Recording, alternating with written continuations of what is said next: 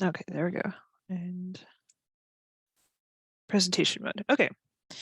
Well, thanks everyone for joining me this afternoon for part 2 of our LOMA and LOMR-F series. So yesterday we spent a lot of time talking about the LOMA and the MTEZ form. So today we will talk more about the LOMR-F and the MT1 form. So the picture on this slide, it's clearly a building that's been constructed on fill. And like yesterday, we talked about whether fill can be considered as natural grade. So it can be considered natural if it was put into the floodplain before it became floodplain. So if it was already there when that area became mapped into the special flood hazard area, then we can consider it natural ground. So here is the excerpt from the Code of Federal Regulations that I mentioned yesterday. So this is the official rule on that, and it explains in more detail. So the reviewers will be looking at the date that things were added in to make a determination on whether this would be a LOMA, a natural grade, or if it would be a LOMR-F on fill. So the date that the fill pad was put in makes that distinction. So the MT1 form, so this is for the LOMR-F, and then it's also for a LOMA that's on a commercial property, or if it's in a floodway, or for multiple properties. We do have some surveyors that just go ahead and use the MT1 for all of them, just to avoid any mistakes or any delays on that, which is fine. As long as if you're saving these files on your computer and you just use them every time that you start a new project, you'll want to go back to FEMA.gov and check to make sure that there hasn't been a release of any new forms. So they are intending to update the forms any day now, and they're not doing it because they're taking calls from people asking about when it will be released. So yeah, we are waiting since 2014. They do have a note on their website that we can use these until such time that they do release a new form. So we'll just have to be on the lookout for that.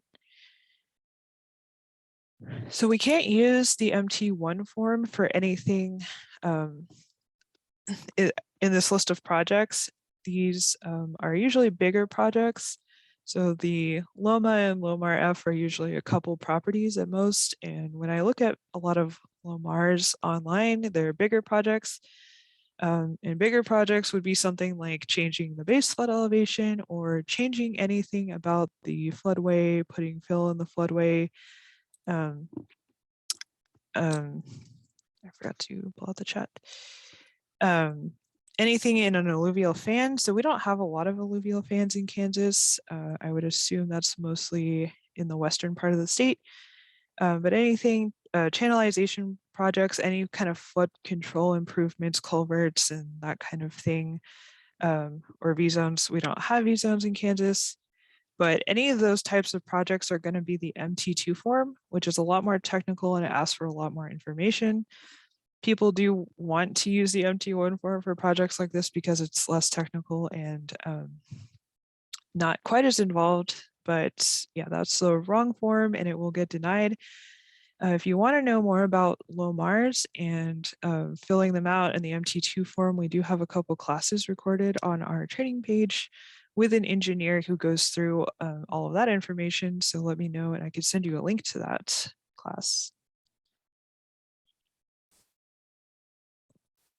Okay, so we're going to start with the property form. So this is the first page. It's property information.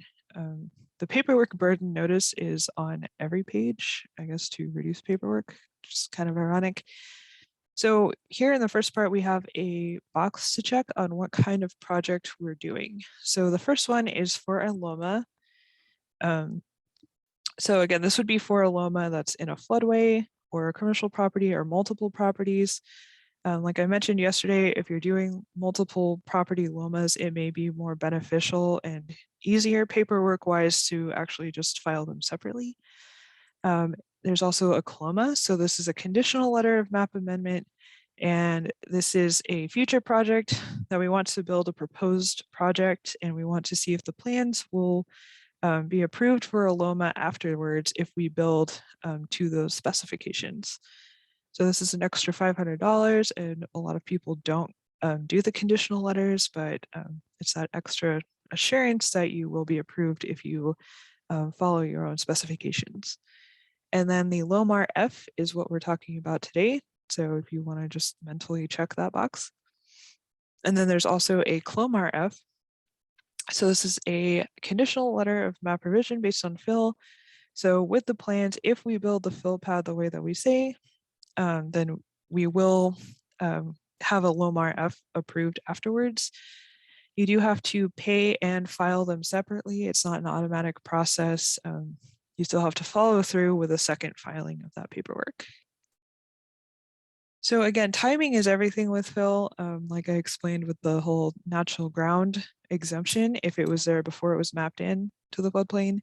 So that's why we have this question here. Has fill been placed on the property to raise the ground? Yes. And then if when was the fill placed? And then there's the line for the date. So in this picture, you can tell this fill pad is not an older one. It's pretty new. There's still like construction tracks in the dirt and everything. And this building is not finished construction. So this is not a fill pad that's been there a long time and probably not since before it was mapped in. So this is a new fill and more than likely would be in the LOMR-F group. And then, so that's the first question, has it been filled?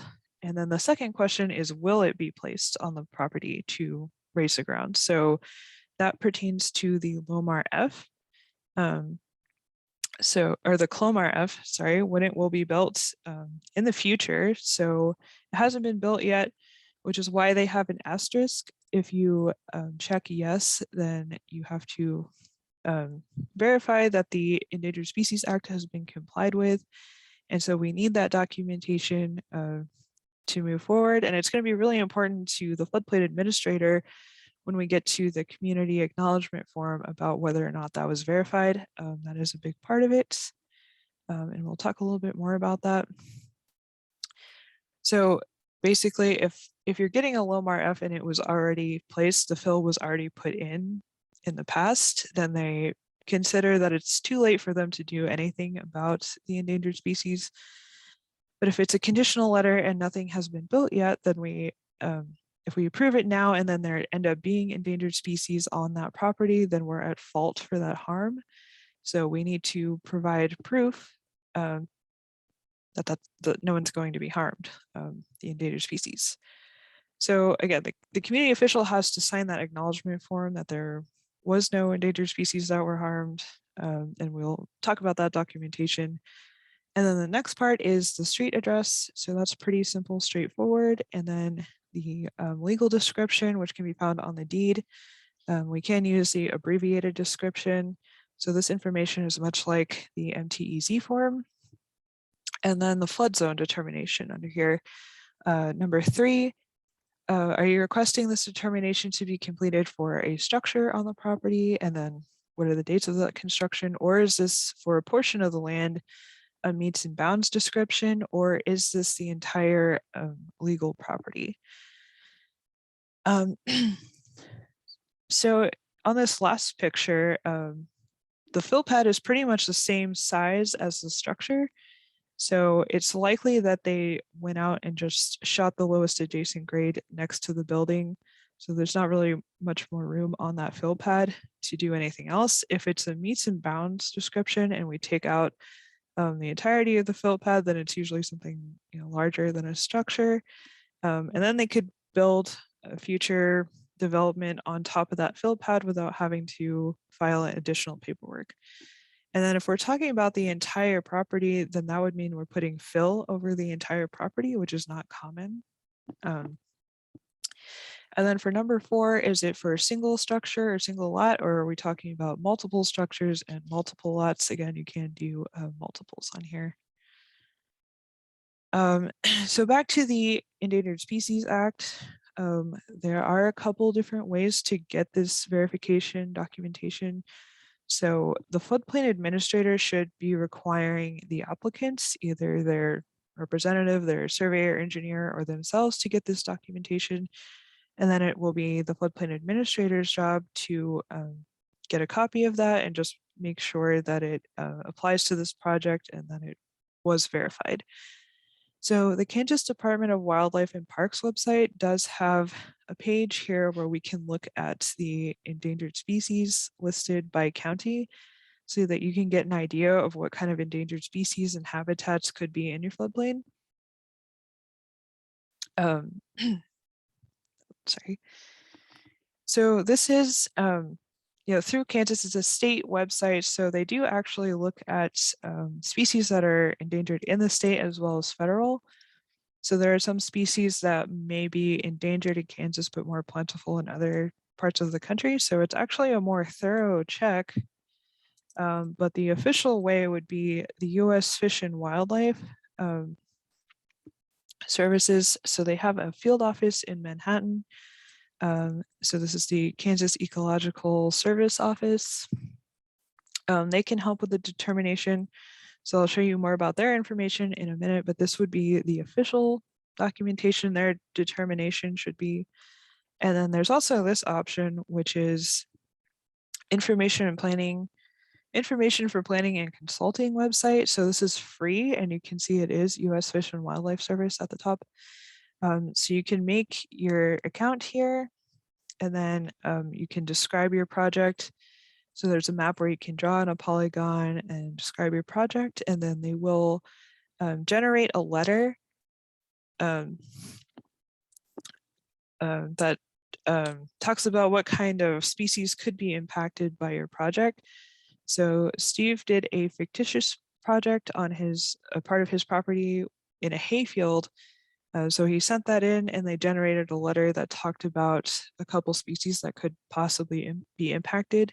So there's a bat species, and this area was a hay meadow, so there was no trees for the bats to roost in. So that doesn't seem like it would be a conflict. And then there was a small fish and a mussel that could have been impacted, but there was no water or any kind of aquatic environment that would have been impacted by a project there. So we've heard mixed messages about this being accepted. We've heard yes. We've heard some people say they wouldn't accept it. And the same thing with the Kansas Department of Wildlife and Parks.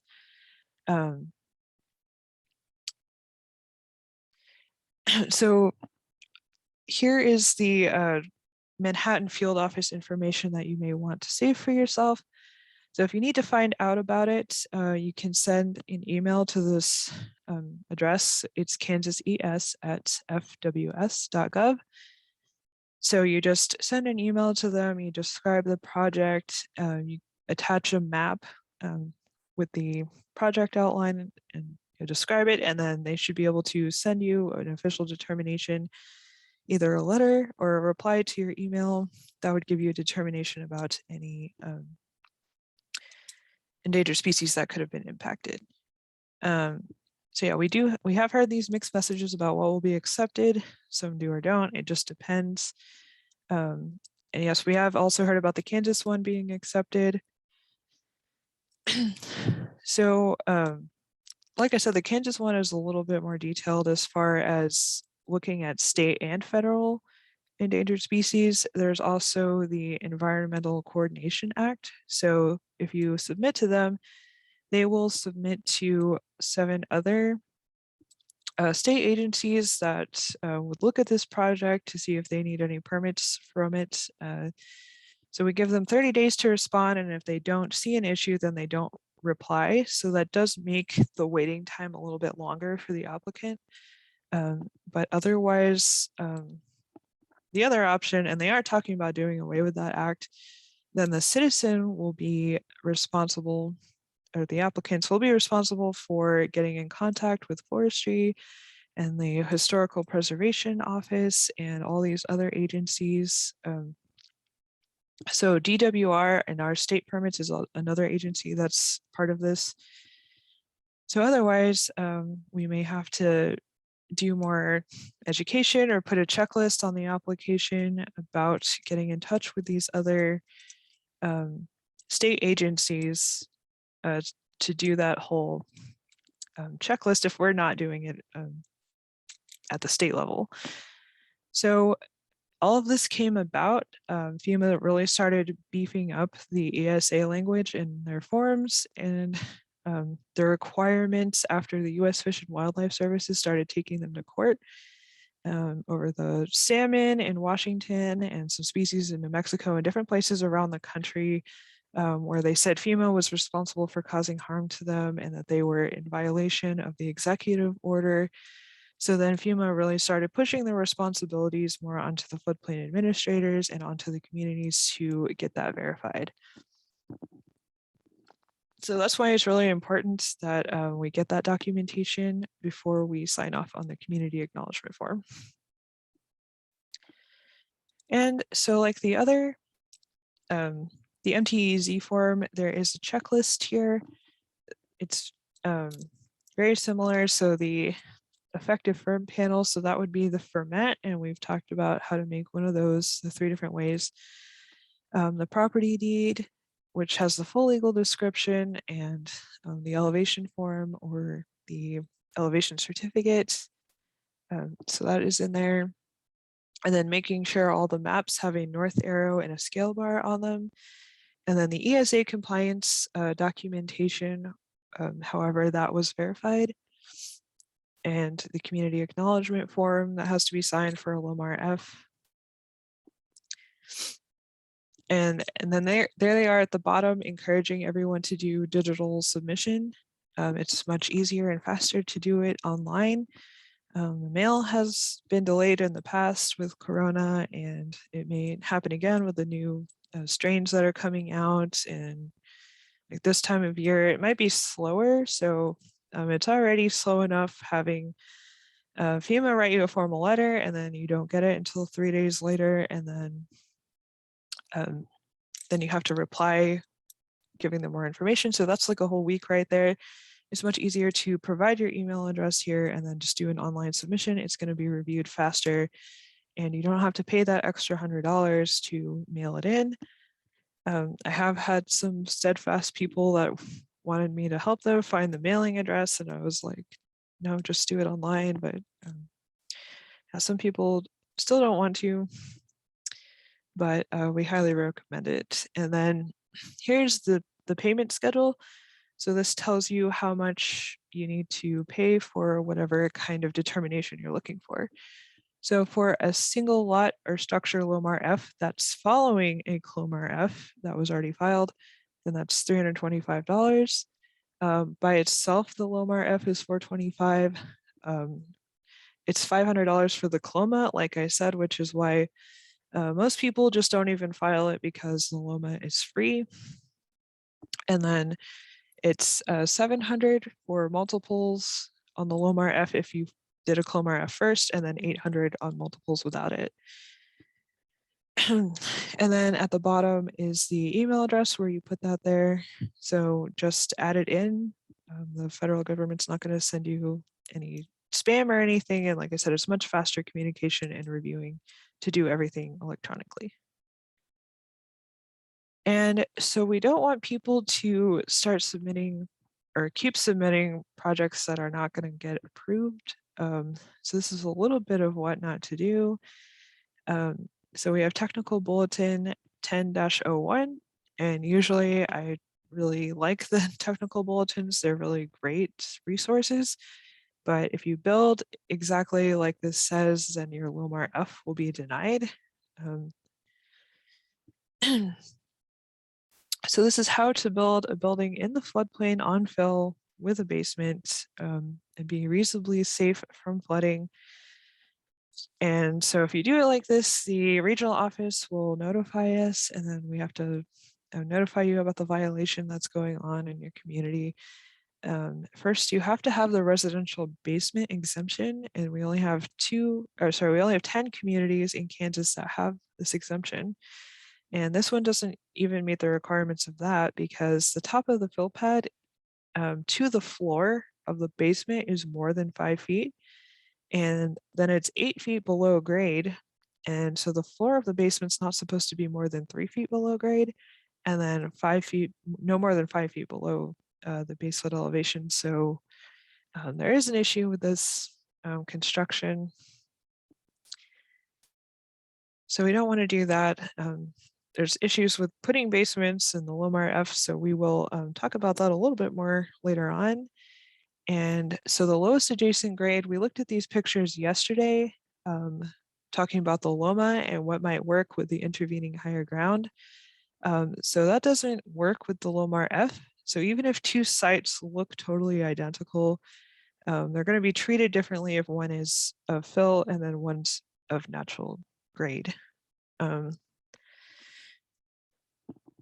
So the bottom of the window well for a building that presumably has a basement, the bottom of that is going to be the lowest adjacent grade. And then on the bottom example with the truck ramp, the bottom of the ramp is the lowest adjacent grade.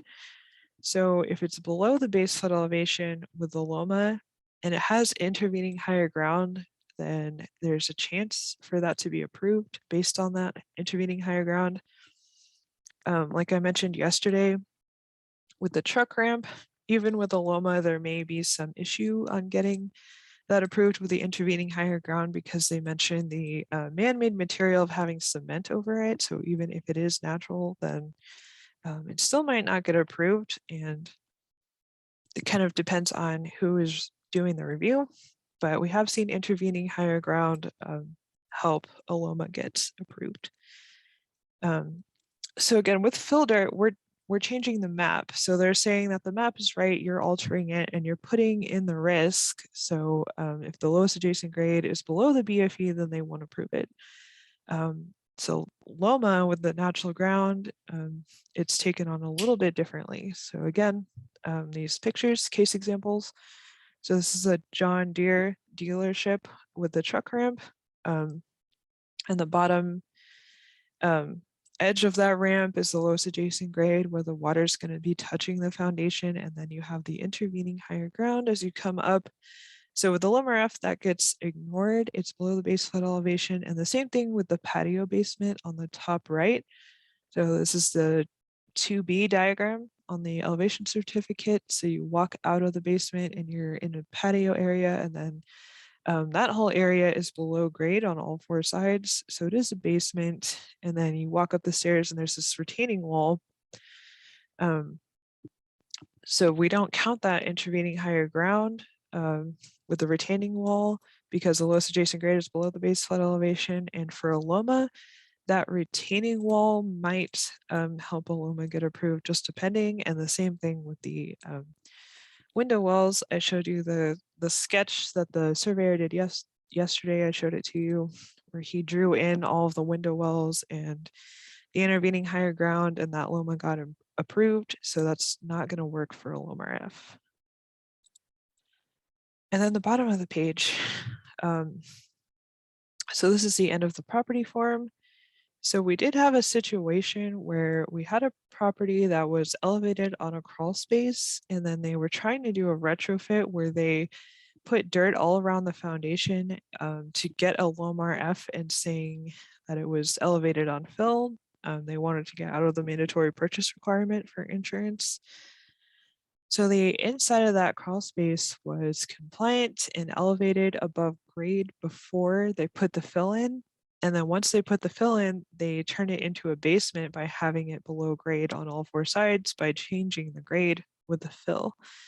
So it went against regulations, and the FEMA reviewer denied the LOMR-F, and then they notified the regional office in Kansas City, who told us about it, and we had to get in contact and talk about enforcing that violation. So you can call us, you can have surveyors call us, because a situation like that could be difficult to fix. So that whole situation could have been avoided if they asked us. So if you're not sure, just ask us. And so this is pretty simple information here, and this the applicant's name and email address and all of that, and then that completes Form 1 for the property. So the elevation form is next. So again, with the paperwork disclosure notice, it's on all the pages. So if you look towards the bottom where it's circled, this is going to include an attached deck or garage.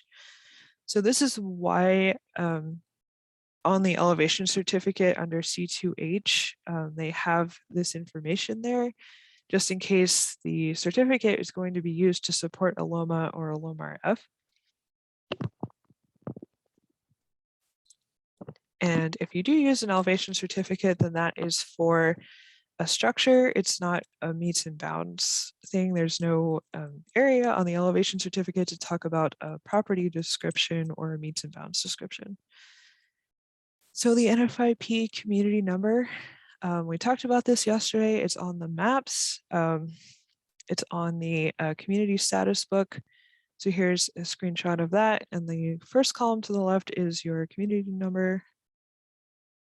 And then after that are the elevations listed below based on existing or proposed conditions. So again, that's the difference between the LOMA-F and the LOMR-F. Again, you do have to do a LOMR-F anyways, even if you do the conditional one, and it's a separate process. Then they want to know what kind of foundation you're going to be putting this on, the type of construction. So that's crawl space, slab on grade. You have a basement or an enclosure or other, explain. So mark that down. And then after that, is this area subject to subsidence or uplift? Like I mentioned yesterday, there's no uplift, but there are some areas in Reno and Cherokee counties that might have areas of subsidence. So you might want to verify that if you're working in that area. And then the elevation datum. So our older maps were made to NGVD 1929, so that's the older one. It was more inaccurate than the newer one. So they created the newer one in 1988, the NAVD. So we didn't get maps starting to be made in these predominantly until the early 2000s. So if we have maps that were made in the 90s, it could still be NGVD. So you'll definitely want to check the map notes or the flood insurance study and maybe have to do a conversion, but whatever we do, we don't want to mix up the datums on the form. Otherwise the numbers will be off. And then after that, we have the latitude and longitude. So again, this needs to be 5 decimal places, just like it is on the elevation certificate or the MTEZ. We require 5 places. And it does say the upstream edge of the building or the property. So the first one's the structure, the second is for property. We're always using the upstream edge, even for latitude and longitude and for elevation measurements.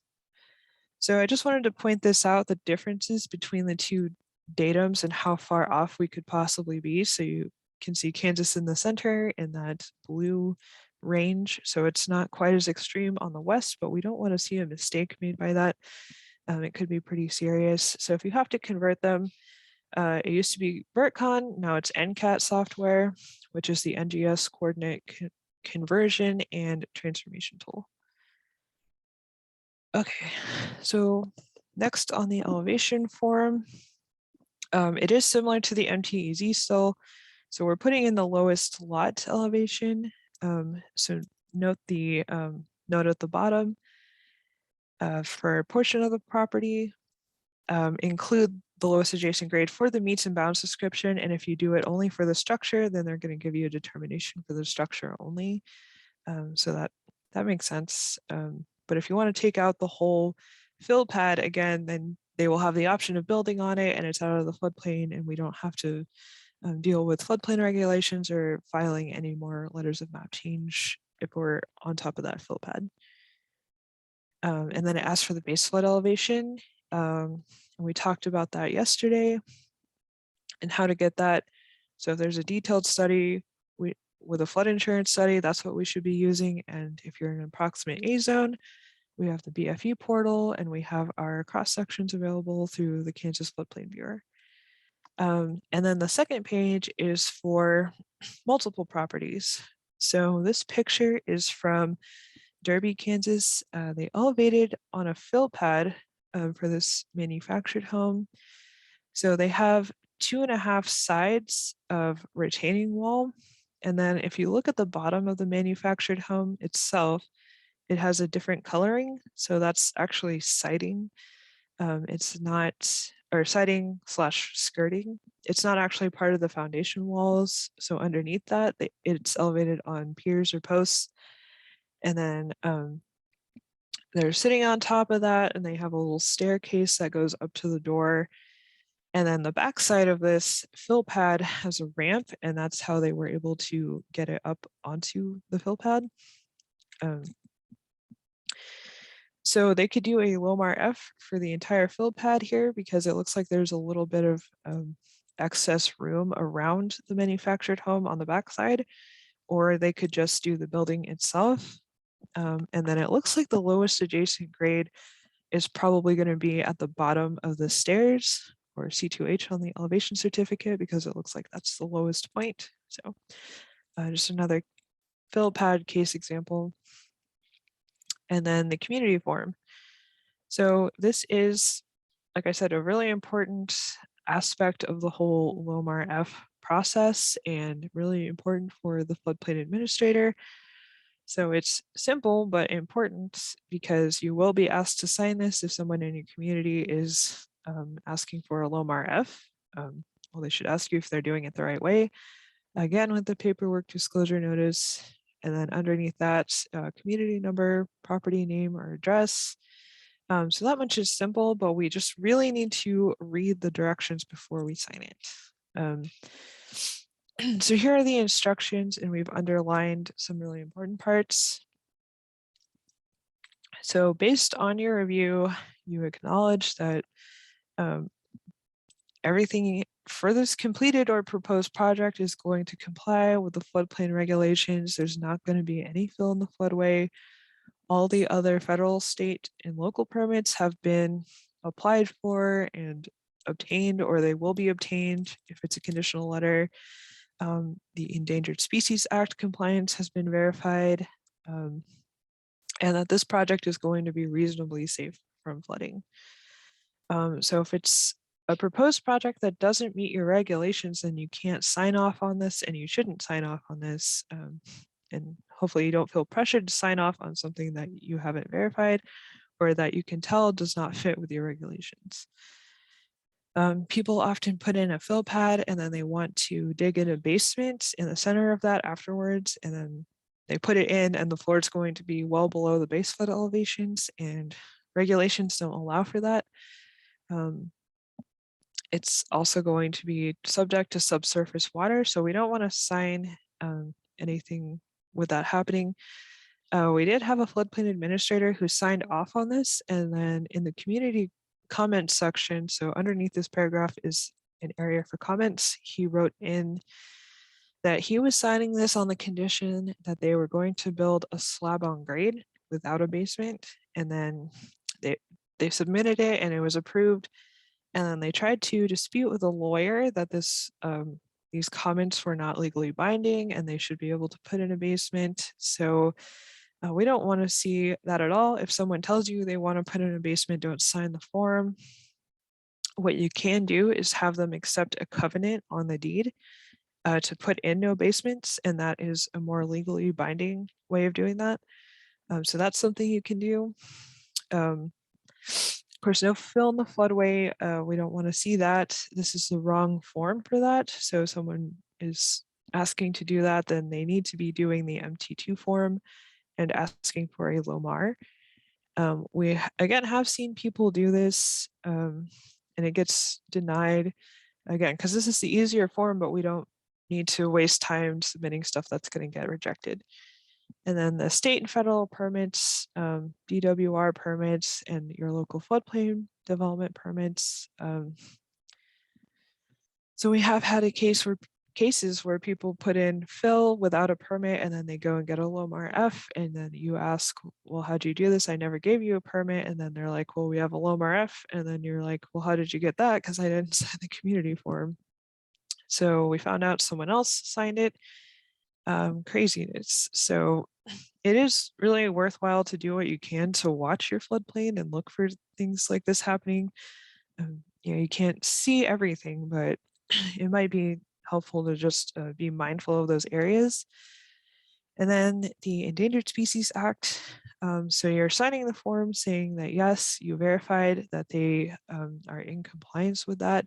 So you definitely want a copy of that documentation. You're going to want to keep it in your permit file with the permits and the other documentations that you have for this. Because again, FEMA may ask you for it if you get audited.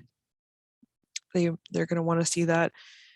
And then reasonably safe. So that means safe from surface and subsurface water. So if a fill pad and the top of the fill pad is 1 foot above the base flood elevation, then that's reasonably safe. If it's built there and then intended to have a basement dug into it, again, it's going to be subject to subsurface water. So that is not reasonably safe. And if you're less on the technical side and you don't feel comfortable signing off on this based on the technical plans and information, you can get the engineer to write a letter saying that it's going to be reasonably safe based on the definition of what's reasonably safe. And you can keep that as documentation as well. And then you can make the designer, engineer, surveyor a little bit more liable on that. So this is basically a shortened list from the Code of Federal Regulations, a list of things that we need to do to be compliant with our regulations. We need to be checking for all of these things. And so once you sign this and then the LOMR-F gets approved, we can't really go back and do something later violation wise. And FEMA doesn't want to go back on anything that they've approved either. So that's another reason why we need to make sure that this is done correctly. So again, for the current or proposed project, we're not putting fill in the floodway. We've gotten all the permits.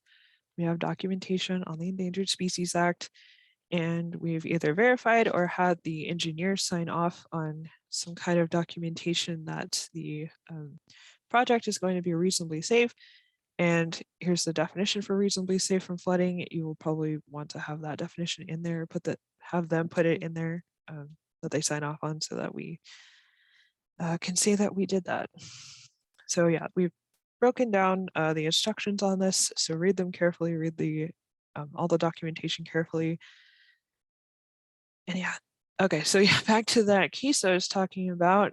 So yeah, it was a retrofit project. They had a wooden porch that was taken out and then replaced with a cement slab, and then they put the fill all around that to try to raise the lowest adjacent grade, and then they got denied, and then it was a whole violation issue afterwards.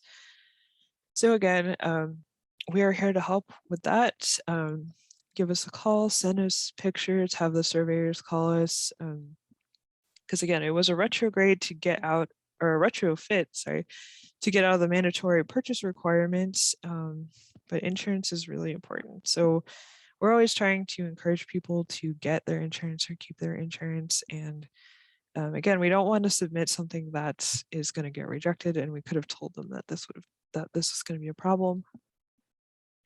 And so just a little bit about insurance, since I've brought it up, and with the new changes under risk rating 2.0, I just wanted to point this out because we have this little bit of disconnect between floodplain management and insurance. And I'm thinking this might change a little bit about how people, or how often people request letters of map change, like a LOMR-F.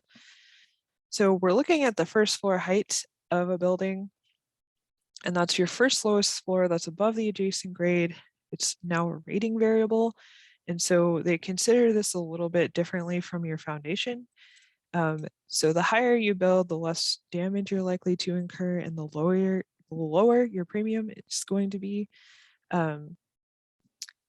We just can't tell you any solid numbers on that because there are too many rating variables. So again, we don't want to see variances for basements or anything like that. So it used to be if you put a basement in the floodplain, then it could be up to 10 times more expensive on the insurance. And now it's more like 50% more expensive. So that's changed a little bit. So just looking at the first floor heights for the different types of construction for a slab on grade 1A, 1B, or 3 diagrams, it's the first floor of the building. If it's elevated without an enclosure, so diagram 5 is the first elevated floor.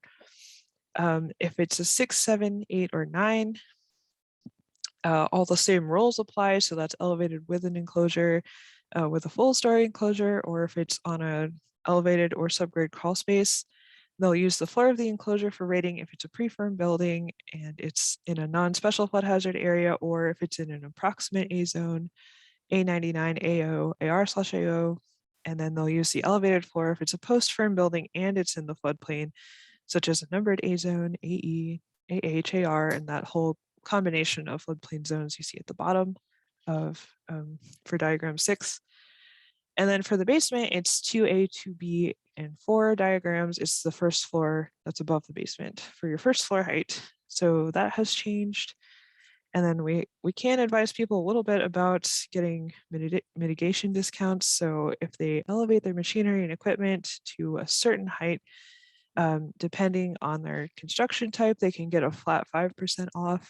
If they have proper flood venting in the appropriate types of foundations with enclosures, then they can get between a 3 and 27% discount. And there's another mitigation credit that's based on a combination of your lowest adjacent grade, your first floor height, and your foundation types. So yeah, that's just a little bit about insurance. Again, we're always encouraging people to keep their insurance.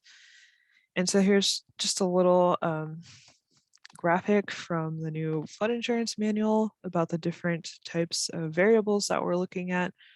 So if you look on the left, FEMA and mapping data, as in your base flood elevation and your flood zones, are still factors. They are just one part of a bigger puzzle. So now we're looking at other government data sets, catastrophe modeling, replacement costs, past claims data, and then all the information about your flooding source, how far you are from it, the frequency, and all of that. So that's just a little bit different, and it might change things about how many and why people are asking for a letter of map change, like a LOMA or LOMR-F. So it's not going to help anyone with their premium anymore. It used to be if you could get out of the floodplain, then you might qualify for a preferred risk policy, but we don't have preferred risk policies anymore. So that might change things. But back to the community forum. Part B is for you to sign if you have a LOMA that's in the floodway. So again, no fill in the floodway. This is for natural grade in the floodway. And we're getting a LOMA for a property out there. So that's why we're using the MT1 for this part. And part A and B of the community form are all on one page. And again, you are liable for signing this form. So we want to be careful about what we're doing and be very cognizant and organized with the documentation and working with the applicants. So we know what the floodways look like. They are always shown as the diagonal cross-hatching, and they look different on the different floodplain viewers between the state and FEMA and the National Flood Hazard Layer, but they always are these diagonal lines. So do not sign the form where there's fill in the floodway, and definitely take care of that situation if that's happened. And then the payment form. So again, there is no payment for a LOMA, even if it is in the floodway. For everything else, we go back to that payment schedule that we looked at, and then we enter in the appropriate amount. Again, it's an extra $100 to do it by postal mail, where they have to open it, scan it, and then forward it to someone else. So yep, we don't want to see any postal mail. It's much easier to just submit it online. So here is the online submission website. So it's very much like the MTZ, same process for submitting them. You attach your MT1 application and ask for your map numbers, the base flood elevation, your ferment, the deed, your elevation certificate if that's applicable, your GIS maps, and then all your maps having scale bars and north arrows, your ESA documentation, any other permits that were needed during this process, such as a DWR permit. So those are all added in as attachments, and then you submit it, and it's a much faster review than doing it by mail. So code 18, or US code 1001, sorry, criminal code. It is a crime to submit false information to a federal agency, and we can be held accountable for doing that. So again, we want to think before we start signing a community form. We can make honest mistakes, that's okay, such as miscalculating a base flood elevation by 1/10 of an inch or so. By getting a letter from the US Fish and Wildlife saying that endangered species will be harmed, and then we sign the form anyways, and that's a little bit different. So yeah, that's a crime. And I really doubt anyone here who's come to learn a little bit and study up would do something like that. I really don't think so. So I'm not saying that. And so more resources. Our website is a good place to learn more. We have all of our trainings recorded there. We work with Don Masterson with FEMA, who will refer you to us, and then the FEMA Map Service Center, the msc.gov. So this is where we get our firm panels, our firmets. We can look at older maps. Your flood insurance study is there to download if you have one. And then the FEMA library. So I don't know if that link is still working. They change it, but you can usually Google FEMA and then whatever subject you're looking for and be able to pull it up, or you can ask me, and I'm glad to help. Anything about benchmarks, you have the NGS. So they have their website and they have a phone number. Floodsmart.gov is a good resource. So hopefully surveyors and engineers can get together and know the local community floodplain manager and have a good working relationship with them. And then we do have a demonstration with elevation certificates where Steve is working with a model house and putting in all the different foundations. So that's good if you're a visual learner. So with the community floodplain manager working with surveyors and engineers, we did have one who put on an elevation certificate class who said to all the surveyors and engineers, he invited them, and he said, I can't recommend one of you to anybody. He can't make recommendations on individuals, but he can give people a list of people who attend the class and let them know that I can't recommend a surveyor and engineer, but all of these people came and took a class to learn more about elevation certificates, which I guess could also apply to letters of map change. So that's one way to build a relationship. And then the U.S. Army Corps of Engineers is at the bottom of that. And there's also some classes online. So there may be some outdated information on these. These are really detailed. It goes into a lot more detail than we did today, but they are very in depth on certain topics more so. So you just register for a number and then you use that for any class that you take on the Emergency Management Institute, and they keep track. You get certificates. So you just take the course and there's little learning checks in there. And then you take a final exam, which is a multiple choice test. And then once you pass it, you get your certificates and you can get education credits that way also. So we do recommend these for floodplain administrators. If you don't have urgent projects, then you can take these on your own time. You can go at your own pace. You can stop and start again. You can go back and look at the course. So it is helpful. There's plenty of other floodplain related classes on here, such as substantial damage and substantial improvement are good classes. Again, you'll have to watch out for the insurance information with risk rating 2.0. So I'm really hoping FEMA will start updating some of these resources with more risk rating 2.0 classes, information. And then the instructions are also really helpful. Most of the questions that you might have should be covered in there. And then of course, we're here if you don't understand something, if you need help with something, or if you have a specific situation that you want to talk about, let me know. I'm happy to help. So here's my contact information. And that's it. I will stop sharing my screen and stop the recording.